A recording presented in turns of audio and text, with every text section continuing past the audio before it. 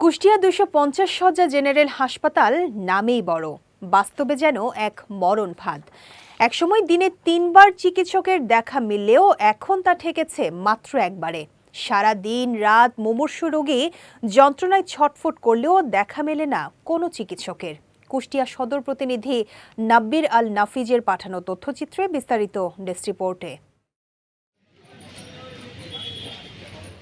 কুষ্টিয়া ২৫০ শয্যা জেনারেল হাসপাতাল নামেই ২৫০ শয্যার বড় সরকারি হাসপাতাল, কিন্তু ভেতরের চিত্র বলছে ভিন্ন কথা।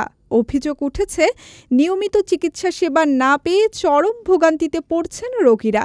দিনে ৩ বার চিকিৎসকের রাউন্ডের কথা থাকলেও এখন তা সীমাবদ্ধ সকালবেলার একবারের ভিজিটেই। সকালে চিকিৎসক এসে রোগীর নাম লেখেন, খোঁজ খবর নেন। এরপর দিনভর ও গভীর রাতে মুমূর্ষু রোগীরা পড়ে থাকেন চিকিৎসকবিহীন অবস্থায়। এমনটাই অভিযোগ স্বজনদের।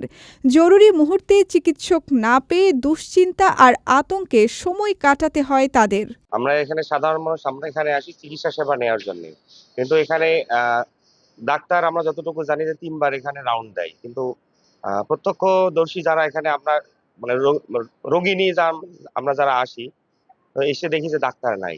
তো এমন একটা অবস্থা যে হসপিটাল এখন মরণ ফাঁদ হয়ে দাঁড়াইছে। এখানে তো সেই রকম কোনো চিকিৎসা ব্যবস্থা আমি দেখছি না যে আহ, মানে আমার আব্বু আসার পরে যে ইমার্জেন্সি ডাক্তার দেখলো, কিন্তু অবশ্যই একটা বড় ডাক্তার এসে তো দেখা উচিত ১ ঘন্টার ভিতরে কিংবা ২ ঘন্টার ভিতরে, কিন্তু এটা এখনো এই হসপিটালের ভিতরে সেটা আমরা দেখছি না। আমার রোগীর এখন এই যে নার্স আসছে, ওষুধ দিচ্ছে, খাওয়াচ্ছে, এই বড় ডাক্তার তো দেখি নাই এখনো। এদিকে অভিযোগের বিষয়ে হাসপাতালের আবাসিক মেডিকেল অফিসার বলেন, নিয়ম অনুযায়ী চিকিৎসকরা ভিজিট করেন। কিছু অভিযোগের সত্যতা থাকতে পারে স্বীকার করে তিনি বলেন, বিষয়টি খতিয়ে দেখা হবে। এরকম অভিযোগ তো আমার কাছেও এর আগেও এসেছে, আর আজকেও আমি এরকম একটা অভিযোগ পেলাম। তো আমাদের যেটা নিয়ম সেটা হচ্ছে যে সকালবেলা একটা গ্রাউন্ড রাউন্ড হয়, সেখানে সব ডাক্তাররাই উপস্থিত থাকে, তার অ্যাসিস্ট্যান্টরা থাকে, মানে জুনিয়র যারা কলিগ থাকে তারা থাকে, স্টুডেন্টরা থাকে। তারপরে সে অনুযায়ী তাদের প্রেসক্রিপশন করা হয়, ফ্রেশ অর্ডার করা হয়, এবং যেগুলো যাওয়ার মতো তাদেরকে ছেড়ে দেওয়া হয়। এটা হলো আমাদের সকালের কাজ। আর আমরা ওই সংশ্লিষ্ট ডাক্তারকে জানিয়েছি, এরকম ২-৩ জন ডাক্তারের বিরুদ্ধে আমরা অভিযোগ পেয়েছি, তাদেরকে জানিয়েছি যে রোগীরা কমপ্লেন করছে। তো তারা বলেছে যে আমাদের যেমন একজন অসুস্থ, তো সেই ইনফরমেশন তার কাছে ছিল না, অমুক ডাক্তার, তাকে আসতে হবে। তারপর একজন বলেছে যে ভাই আজকে আমি নিজে অসুস্থ হয়ে গেছিলাম।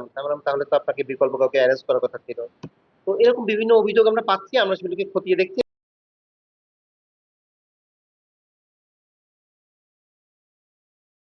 ২৫০ শয্যার এই হাসপাতাল কি নামেই বড় থাকবে নাকি নিশ্চিত করবে মানসম্মত চিকিৎসা সেবা, এটাই এখন প্রশ্ন।